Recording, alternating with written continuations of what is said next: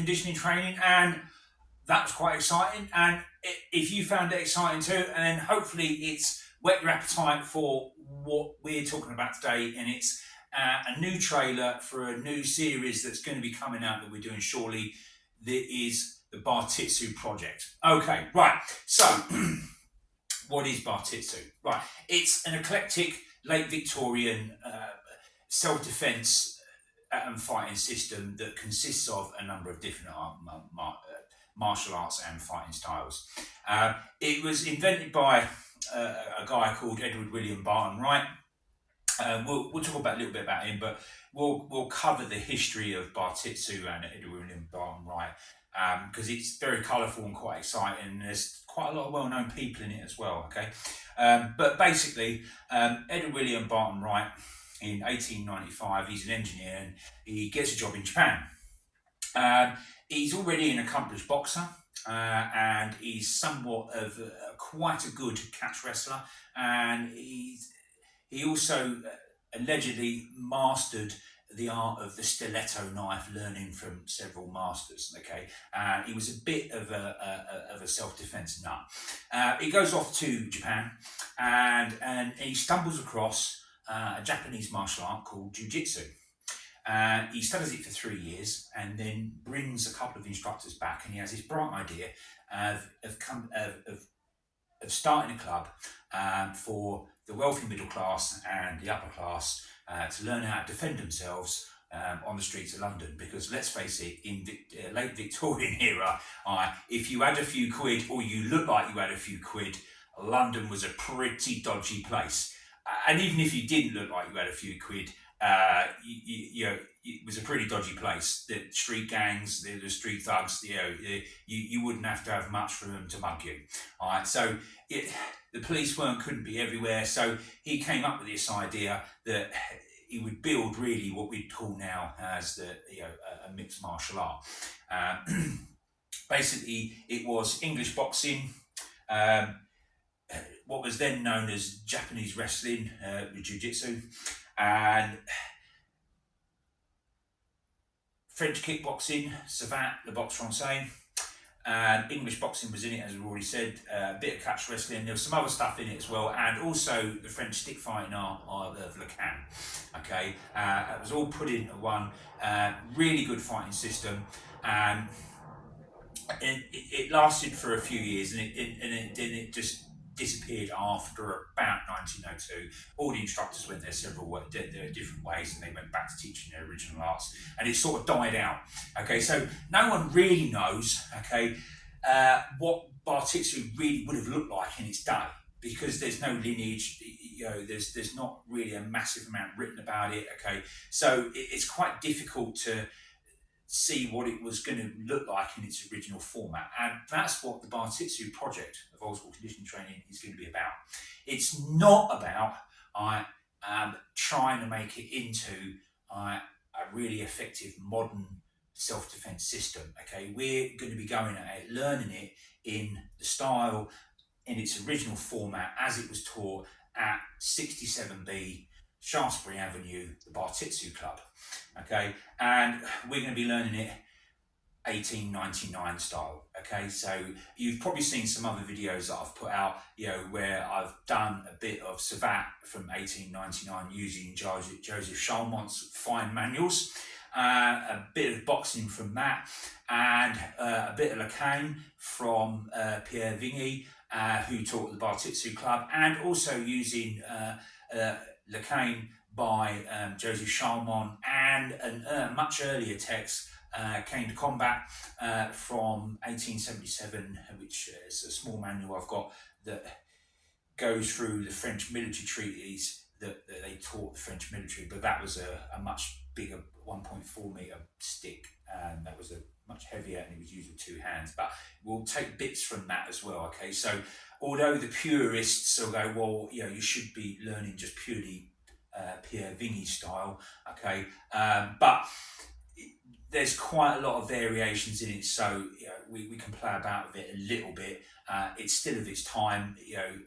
Joseph Chalmont's manual was written in 1899, so and his two manuals, savate, le boxe français, combat savate system and le boxe français and English boxing in 1899 and 1905.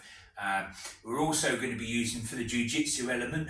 There's a book written in 1906, The Game of Jiu-Jitsu, written by one of the two guys that taught at the Bartitsu Club.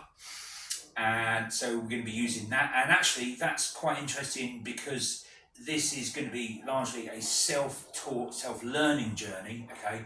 And that book is written so that 2 to 3 people can learn and become fairly proficient at some pretty basic jiu-jitsu stuff without an instructor. Okay, so that's going to be good. For the catch wrestling side, I've got a couple of good manuals for stand-up catch wrestling for clinch work. Okay, and really the emphasis of the Bartitsu Project is really just to sort of get a feel what it was like for a beginner to learn it.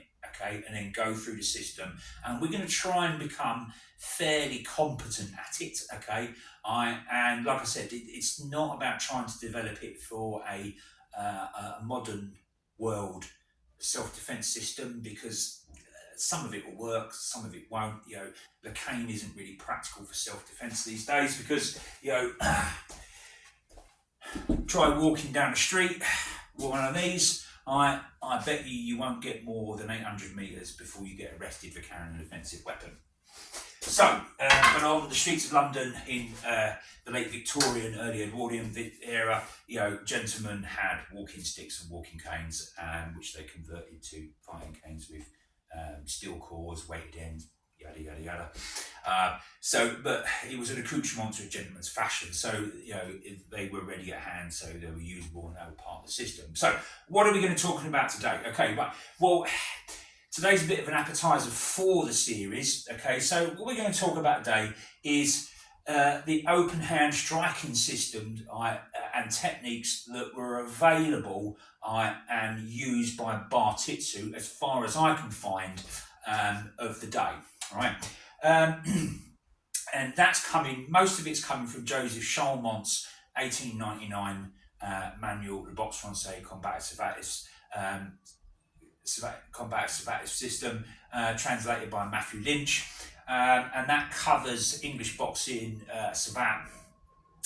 We'll be using a book by Gary Owen, Bartitsu, The Walking Stick Method of Self-Defense, which is basically Vinny's style of the cane, and also we'll use, like I said, for the cane, we'll use Joseph Chalmont's cane. Right, so the striking, so you've already seen a little bit of it, okay, all right, but we're going to just sort of go through it simply. So in the time that the Bartitsu Club is open, you know, what sort of striking styles, you know, empty hand have we got? I mean, in future episodes, we'll get on to learning the cane and going through it, okay? So, right, okay, so the stance is very different to modern boxing, okay? All right, you're starting in here, okay? You would be a little bit more leant back onto your back foot because in savate you're going to be kicking, but I'm taking the kicking out of this, okay? It's because I've only just got over a really painful leg injury from a past injury. My Achilles tendons are pretty shot to pieces, you know, after 13 years of, you know, being in the army, you know, on operational tours, fighting the war on terror. When I was in my, you know, early 20s, I did Thai boxing, shoot fighting before it became what we now know as mixed martial arts. You know, I boxed in the army, you know, and, you know, a decade and a half really of, you know, running around, you know, on and off of tanks, you know, running around with the house on your back all day long. It's not good for your body. So my days of kicking have gone. I can't support the weight and turning on one leg, and then the striking, the pain through my Achilles tendon just goes up from the body and locks it out. So we're going to go at this and look at it from a perspective of a person like me that's got limited mobility and mobility problems, okay, right? So that's why you won't see any kicking in the Bartitsu Project, which there would have been at the Bartitsu Club. So, right, so what strikes are open? So we've got, you know, the basic boxing stance, but we're going to do all this in left stance, okay? Chalmont says that you want to be equally, right, both in left and in right, okay, but it's just the same but in reverse, okay. So, right, in modern boxing, okay, you'd have the jab, okay, but you have that in Bartitsu, but it's slightly different, okay. Because we're not kicking, I'm going to take a little bit more of an even stance, okay. But we're still in that sort of, 3 o'clock position with our feet, okay. And it's still side on, and we're still like this, okay. Now, there's a couple of different ways of throwing the jab, okay. I can step in with my back foot, because if I want to move forward, I'll step in like that, and then moving away, there, okay. So moving in. So if I'm here, I'm gonna throw the jab, there, okay. Right, that's one, okay. There, right. And we can also punch off the lead hand and with a slight lunge as well, there. Right. So there's a couple of ways we can do the jab. So we got there and then there, okay.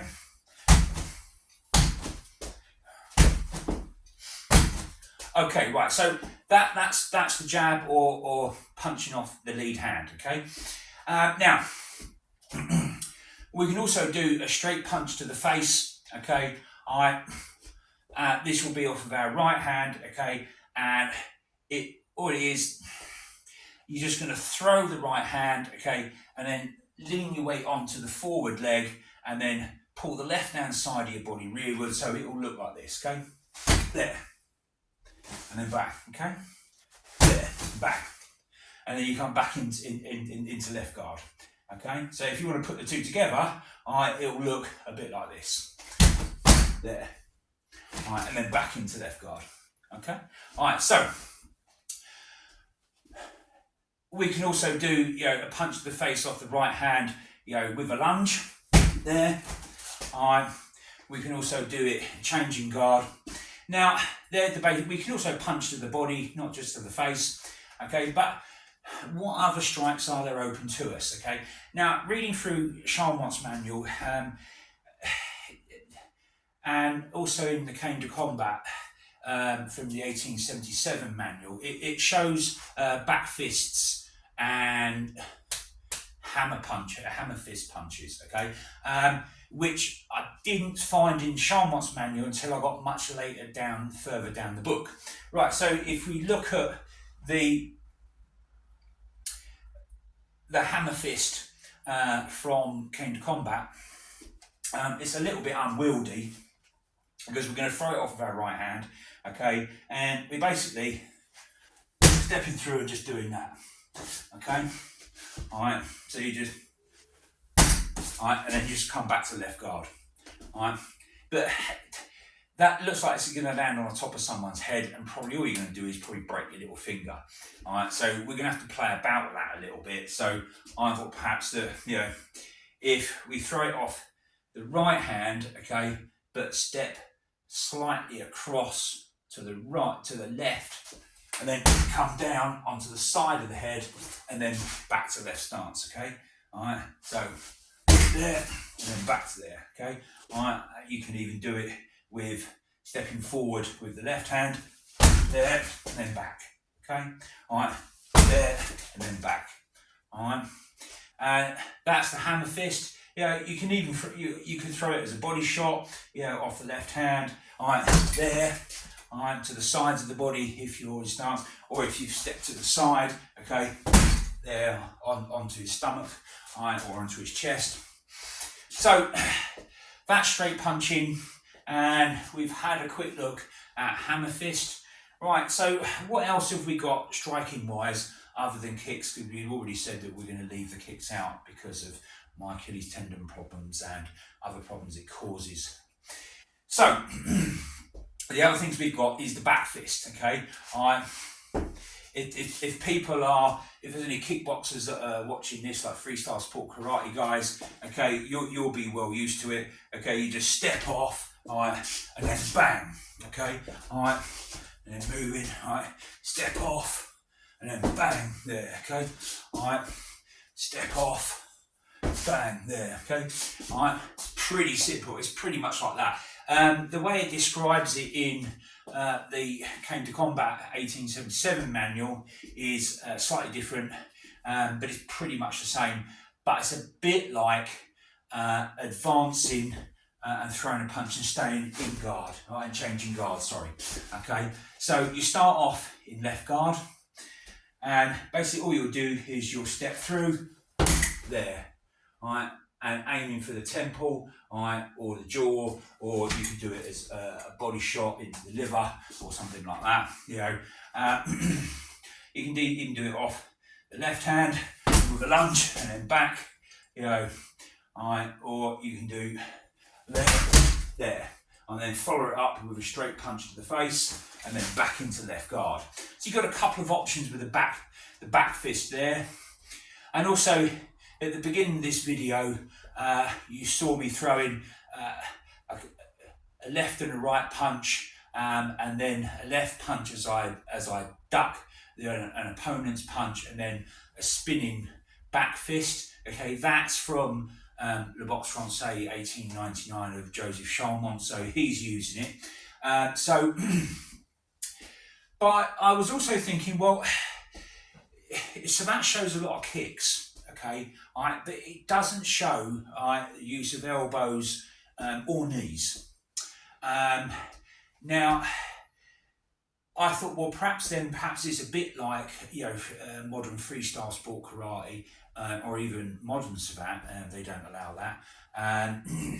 But, you know, reading later through the manual, when it says about fighting from the clinch, okay, he gives an example of a guy coming forward and then bear hugging you, so you're belly to belly, okay. It's a little bit of an unlikely scenario. More likely probably to happen to be a woman. That's not the attack, but the carry off, and then what happens afterwards is the attack. No, it could happen, but you have to be prepared for all eventualities. So what he says is okay. So I'm on my own here. So you know. Someone's come around and then just bear hugged me, but I've managed to keep my arms free, okay, Now, I could push my thumbs in his eyes, you know, I could, you know, use cupped hands over the ears, try and burst his eardrums, because that would be allowable in Bartitsu, because there's a stripe of that in earlier savate.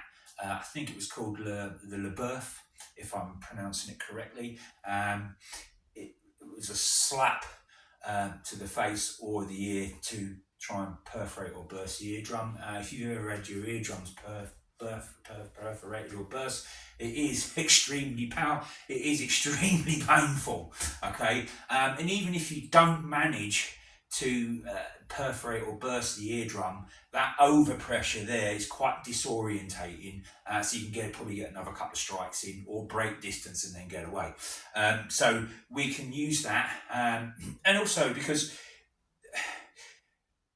Le Boxe Français brought in English boxing, as far as I can understand from my own reading, so if I am wrong on this, then, you know, please correct me, but as far as I'm aware, from its conception in the sort of 1840s, 1850s, savate, they were sort of flat slaps and really relying on kicks, really.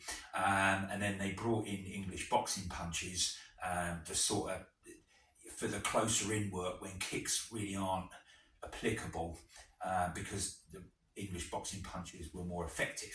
But that's my understanding and my reading of it. So if that's not quite correct, then, you know, don't shoot the messenger. So the guy's bear hugged me, right? Now, the first thing Joseph Chalmont says what you can do is, if you've got your arms free, cross your forearms, right, and then push into his neck forcefully, and apparently he'll let go, right?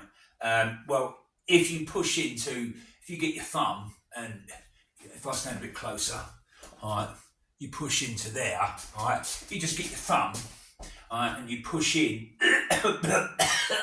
it will induce the gag reflex. I probably wouldn't advise digging your thumb into someone because it's quite easy to break, right? But yeah, it would probably push him back a bit. And then he said, but this is why I've come to this, because so he's there, so you've pushed pushed your forearms into him, and then he said, then, as you pushed him back a little bit and he's starting to release his grip, you start to put knees into the groin, okay, or stamping down his shins onto his feet.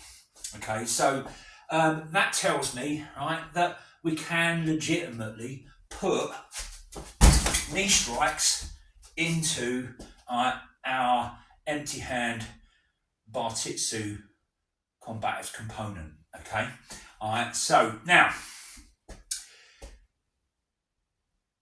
and that's further justified by what Joseph Salmon says in his 1899 manual. He said there's really three concepts of le boxe français, right? There's the sport concept, okay, where it's very formalised, and there's lots of rules, and sometimes you can go, well, you're not allowed to do this, or you're not allowed to do that, or you're not allowed to use a back kick, or whatever. Okay, the rules can be quite specific for each match or whatever. And then he said, then you've got the self-defense version of it, okay, where he says, there are no rules on the street, and in the street you want to be able to inflict as much damage with all your limbs in every possible way. So that says to me then there's no reason from he's writing in 1899 why then we can't use in the clinch knees, elbows, and also the headbutts as well, because he does mention the headbutt, and we get to that in a minute. That's one of the other escapes from the bear hug, or basically fighting in the clinch. Another one he said where if you've the guys bear hugged me, okay. I've managed to get my arms free. That's handy. Could just keep punching him in the face. Why not? Okay, but that's not what Joseph Salmon was saying. I'm sure he would have done. But this time, what you do is he's got you around the waist, and because you've got your arms free, okay, one arm goes around the back of his head, one arm goes around the front of his head, and basically he says you vigorously twist the head round, right? Basically, it's a neck crank, right? And that's a big thing in catch wrestling, right? And that's also why we're going to put some stand-up catch wrestling into our empty hand Bartitsu combative element, right? And also because Edward William Barton-Wright, not only boxed, but he was more than a competent catch wrestler. But you'll find out more about that when we do the history of Bartitsu, Edward William Barton-Wright, and all the quite famous and well-known people who were connected with his club. Okay, but more will come out about that a bit later. So, that proves so that we can use knees. But although he doesn't say anything about elbows, and I can't find any use of elbows in the Cane to Combat manual, which does show that we can use the hammer fist, okay, and the back fist. All right. We've got the English boxing punches and savate punches from Joseph Salmon's Le Boxe Français. There. All right. And there's others as well. All right. You've also got the hook punch. Okay, so if you're throwing the hook punch, okay, it's a bit different to how we'll throw it in modern boxing. Okay, so basically what you do is, you extend that arm out, okay, and then it's coming around like that, okay, so there, right.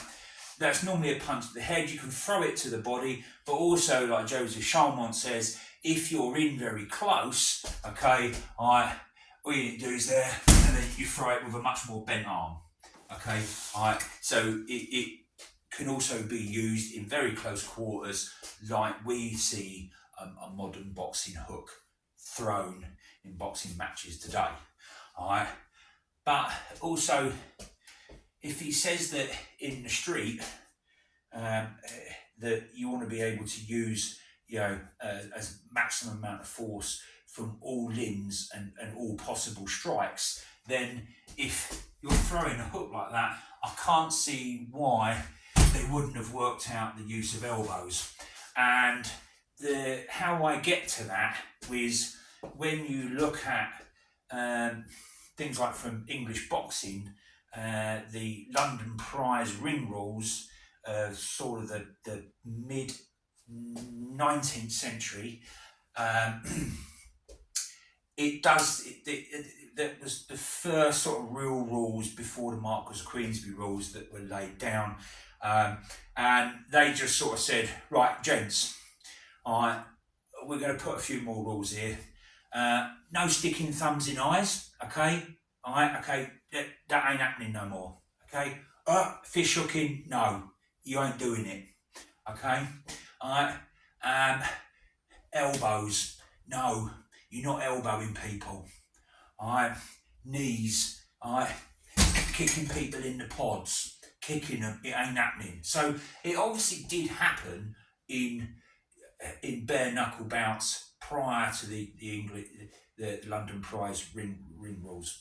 So therefore, if it's mentioned that they're stopping those sorts of tactics being used in a boxing in a bare knuckle boxing bout, I think it's fair to say that we can include these into our empty hand Bartitsu combative system, right? And we will do over the time.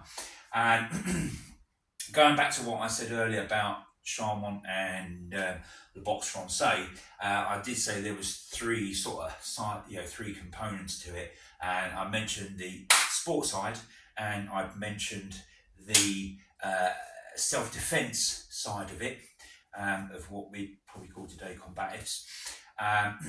But also, he also mentions the gymnastic side of it. Okay, when they say about gymnastics, basically it means anything that can be done in the gym. He's really talking about it for sport, and he goes on to talk about how long things should be done for. And he said, older gentlemen like myself that have put a bit of timber on, okay, need to be doing it for at least an hour a day. Okay, self-defense, if you're learning savate and English boxing for self-defense, about half an hour a day, and just for a regular exercise, somewhere in between that. So, what you're going to see later down the line in the Bartitsu Project of old school conditioning training is we're going to try and create how it was taught, because I've read some information and got some bits of information about how it was taught. You had the separate lessons going on, which were, like we said, Lacan, French stick fighting, with Pierre Vigny. He also taught savate at the club. You had Japanese wrestling, jiu-jitsu, taught by two Japanese instructors. I can't remember their names, but they'll come back to me later. And there were other things as well, and I'm sure catch wrestling was part of it. And they did a thing called circuit training, right? And it's not quite circuit training as we know it, okay? What they called circuit training, what you would do a round robin of all the classes, okay? So you would spend a bit of time, okay, doing Lacan, right, with Pierre Vigny, right? So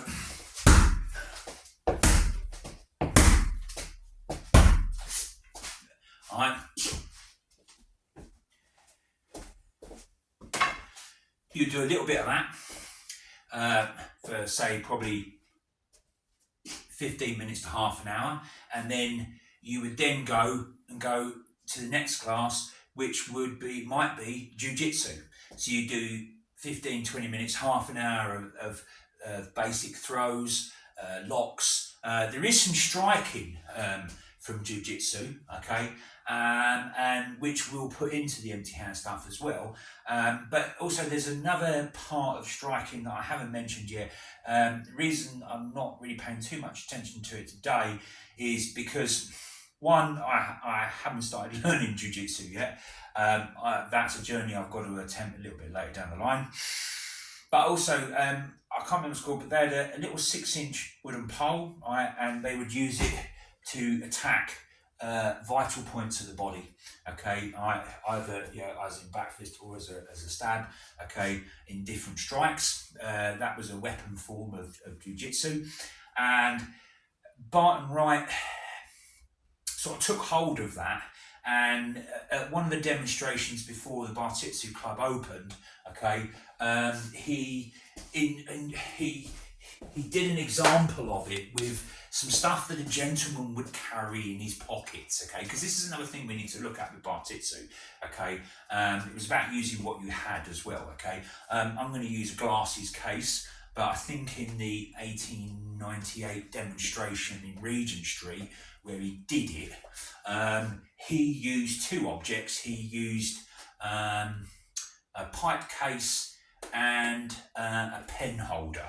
Right, and basically, right, he's just using quick stabs. Okay, right, there, you come there with it, right there, right.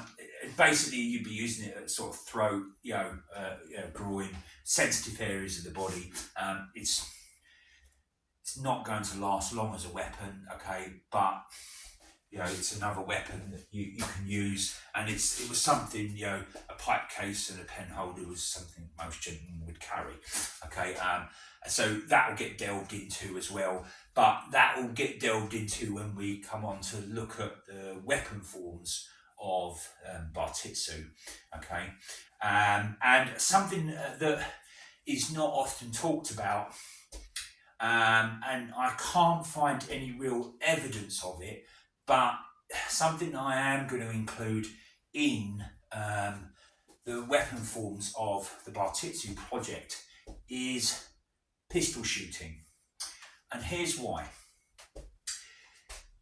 I'm not talking about, Webley Scott .455 service revolvers, the great big things, that you shoot an elephant with, or the Colt Peacemaker 45, or big pistols like that. I'm not talking about things like that. The sort of pistols I'm talking about are pocket pistols, like the Derringers, that fired anything from .4045 or .50 caliber bullet. They were about the size of your hand. Okay, they were called pocket pistols because they would go in your pocket. They'd have like about a 2-inch barrel. Okay, it wouldn't fire very far. They weren't designed for that. They were designed for very close quarters. Normally a woman's weapon. You can get them in double shot. There's a double barrel one, right? Just and then you're going to reload it.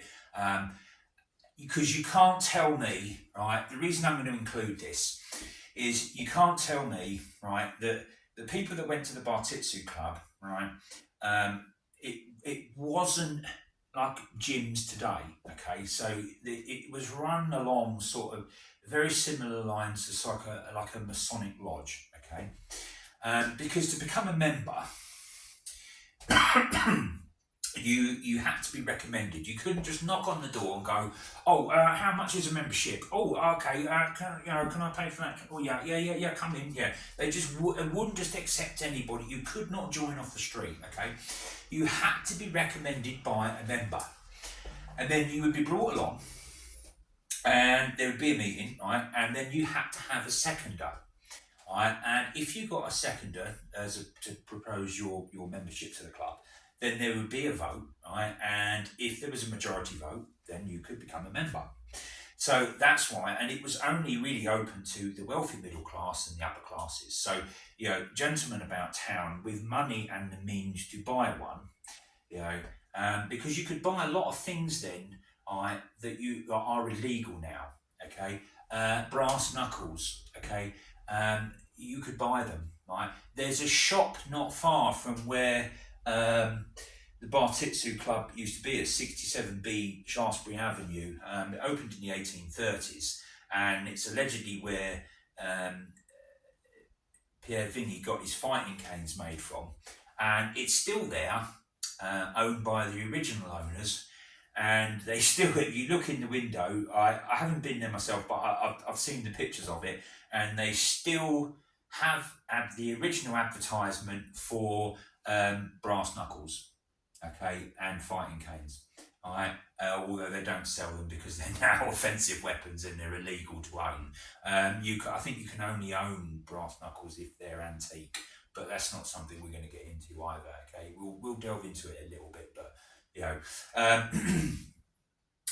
so that's why I'm going to include a little bit of pistol shooting as a bit of an interest, really, because you can't tell me that a well-heeled gentleman, especially the upper classes, the upper echelons of society, you cannot tell me, they were not walking around London, without, something like, a Derringer pocket pistol. And we'll also have a look at the pistol knives, because there was several sort of pistol, like these small, very small, high caliber pistol and knife combinations. So we'll have a look at those. I'll see if I can get my hands on an antique one. Okay, and we'll have a little bit of fun with that. But what else are we going to be doing with the Bartitsu Project, right? Okay, as I said, right, what the Bartitsu Project is not about, okay, trying to turn Bartitsu into a deadly martial art for the modern world. Okay, that's not what this is about. We're looking at learning it in its original format, or as close as we can get to it, and trying to work out a working syllabus and a grading system for it, and also to get the feel and understanding from a physical fitness perspective of what it was like to train at the club in its heyday. Okay, and also we're also in the project, we're also going to be doing types of physical training that would have aided the self-defense side of it. Okay, some of the equipment that Joseph Chalmont mentions. Okay, he says a lot of it you can do on your own. Okay, but at some point you are going to have to get a training buddy. Okay. But for the early stages, especially with the savate and also the lacane, there are solo practice drills. And what I'm rewriting at the moment is the first 24 exercises of Chalmont's 1899 manual. I'm having to rewrite it because I'm putting the back fist and the hammer strikes, and I'm taking out the kicks out of it. Okay, so I'm having to rewrite the first 24 exercises. Okay, and they deal really, it's basically shadow boxing, but you're learning how to adopt the stance. You do it like that, and then movement. Okay, and then static punching with movement. And it's that the solo practice drill, what we would call shadow boxing, is really done to get you to build flexibility, speed, and agility into what you're doing. And then there's other series of exercises that become more complex, and they become harder. And then he talks about going on to the heavy bag. And also there's partner drills where you're learning the blocks. Okay, we haven't talked about that today because we're just talking about what would be available for the striking system of Bartitsu. And then but the equipment, he says, you can do it at home is you get a plastron, okay, which is basically, if you don't know what it is, it's a fencing chest guard, basically, and you cover it with leather, and you stick it on the wall, and you can strike and kick that. And he says, if you want to make it a little bit more realistic, okay, you can put 2 planks of wood down, and put it and mount it onto that. Planks must be 20 centimeters in width. Cover them with leather, so then you can kick them, because then that's the person's legs. But he also then goes on to talk about what we now know as a floor to ceiling ball.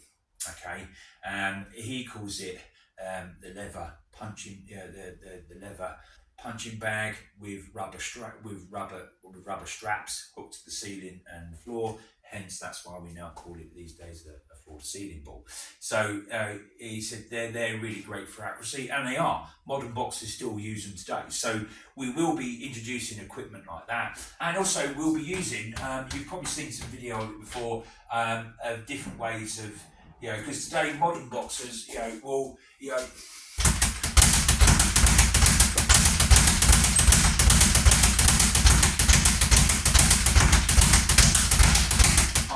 but we'll use it with hooks, straights, and different ways of doing it, and ducks with it as well. So we can use the speed ball, and I've got a larger one as well. Okay, and my friend who got me interested in all this, the man that can't be named, you've seen some of the training we've done at his top secret training location.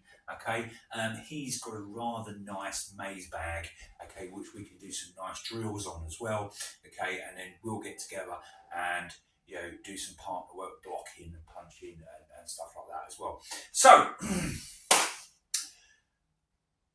that's a taster for what's coming forwards. All right, now I hope you've enjoyed it. Okay, it's a bit of a look forward and see what's coming. Okay, and the first one is going to be, I'm going to break down the first exercise series, the 24 exercises. Okay, I'll put them up over a couple of videos. Okay, and I'll break them down, and then we'll show them, and I'll put them all together and show it as a complete workout. And then we'll do the same with Lacane.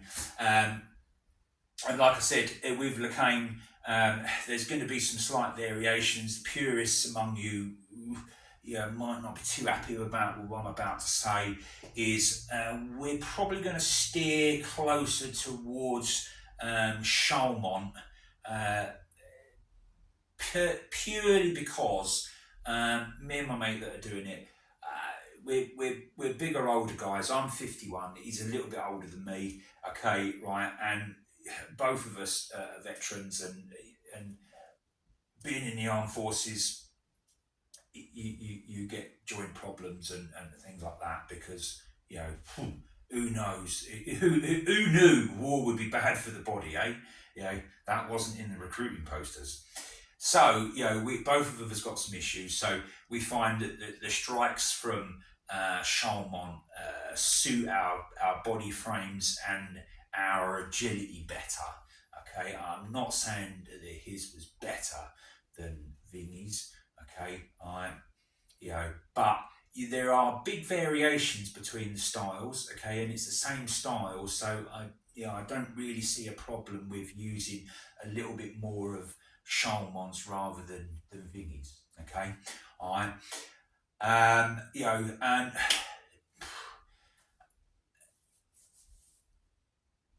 the two of them did have a fight, and Chalmont did beat Vinny up. And he did it with a cane as well. So, if anyone's really got a problem with that, we'll go, well, they did have a fight, see who was right, and it sort of turned out that Chalmont was. The only reason I think he didn't teach at the club is he was already an extremely well-established name, and he was probably out of Barton-Wrights' pay scale. And he probably didn't want to leave Paris either, but we will never know. Okay, but that's not putting Pierre Vigny down either. It's just putting out, what is true. So right, plenty of stuff there for us to look forward to. All right, I'm looking forward to getting the grips with training it. Not just the combative side of it, right, but also the physical exercise that goes on, with it as well. We're going to look into that and what was available for the Victorians and how it would differ for a combat athlete today, okay, because they're going to be pretty much training the same things, okay. And from what I can read already, the training and what I've seen of sort of, turn of the 20th century, sort of, 1905 to 1910 boxers in training, it's not terribly different than what modern boxers do today, or mixed martial artists or whatever. Okay, all right. So there will be some odd changes, but so we'll see how it goes. Right. Well, that was a trailer, and that was the quick look, a fairly lengthy quick look actually, at the empty hand striking system for Bartitsu, and so you can see what it's going to come forward with. And I look forward to seeing you along my journey, and I hope you partake in it, and I hope you enjoy the journey as much as I'm enjoying it so far. Right, I'm Dan. This has been Old School Conditioning Training, and this will be the Bartitsu Project. Remember, don't be no crazy fool. Hit that like button and follow Dan at Old School.